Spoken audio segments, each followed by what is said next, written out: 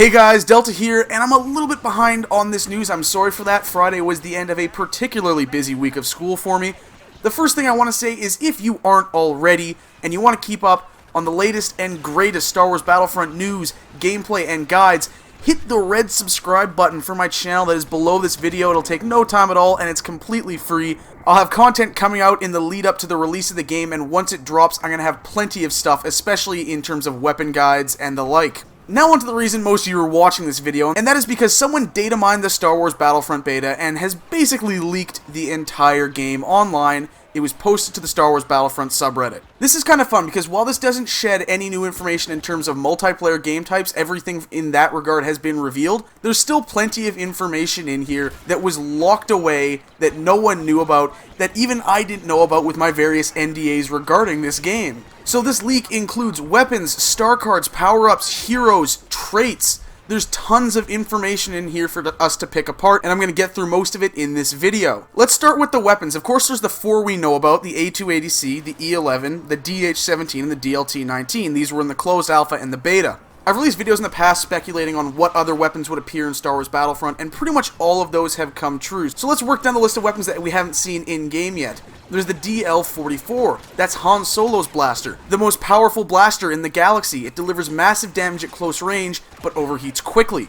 There's the EE-3. That's Boba Fett's blaster. It's an optically fitted blaster capable of 3-round burst fire at long ranges. A couple of weapons we hadn't seen yet but I expected to be in the game based on their presence in the films are the RT-97C, a versatile heavy blaster fitted with optics for use at long range, and the T-21, which is described as a robust heavy blaster that delivers massive damage at long range. Its drawback is a slow rate of fire and lack of optics. Some more surprising inclusions are the A280, which sounds like it is the original version of the A280C. It has a high rate of fire, excellent damage, and long range.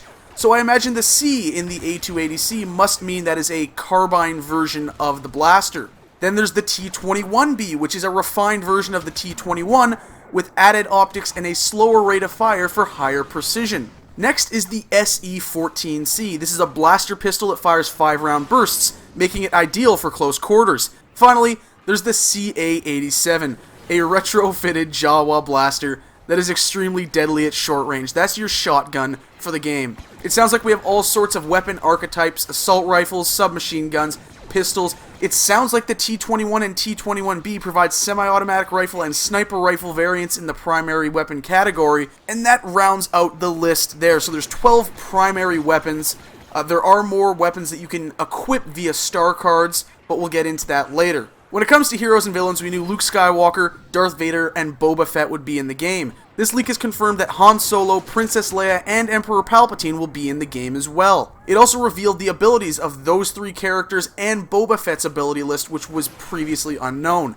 I think the most interesting thing here is that Leia and Palpatine have unique abilities where teammates can spawn on them as the Alderaan Honor Guard or as shock troopers. The leak doesn't go into any further detail on what that means, but it is some sort of special ability those characters have. Many new star cards and power-ups have been leaked as well. For the sake of time, I'm going to just blast through the list of new things that are shown here. If you want to get the full details on them, I will put a link in the description below to the document that shows it all. So, the new star cards and power-ups that are on this list are the Explosive Shot, Impact Grenade, Pulse Cannon, that's the DLT-20A, which we've talked about previously, Cooling Cell, Cluster Shot, Flash Grenade, Homing Shot, Scout Pistol, Smoke Grenade, Bowcaster, Card Refresh, Focus Fire, R5-D4 Droid, Viper Probe Droid, we've talked about that one previously as well, and Scan Pulse. Finally, it looks like the full list of traits was found along with their descriptions and variations. Traits I haven't talked about previously. It was something new in the beta that I had no idea about beforehand. And they are effectively Star Wars Battlefront's kill streaks. They're abilities you can select before the game